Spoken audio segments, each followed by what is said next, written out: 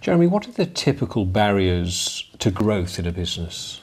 Well, I think they really fall into two categories. They're the process, functional, procedural issues. Businesses simply have to know how to grow, and it's not a trivial issue. The second category though, and those are the ones that I specialise in these days, are the ones where businesses are not growing because of something inside some of the people in the business, usually the key people in the business.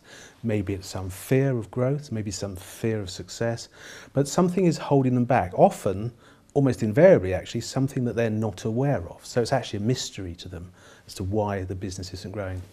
Could you give me some examples of how, of what those sort of issues might be? What are the typical issues that might block growth in a company?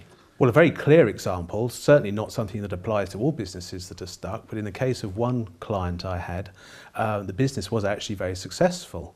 It was very profitable, it was very well run, they delivered an excellent service.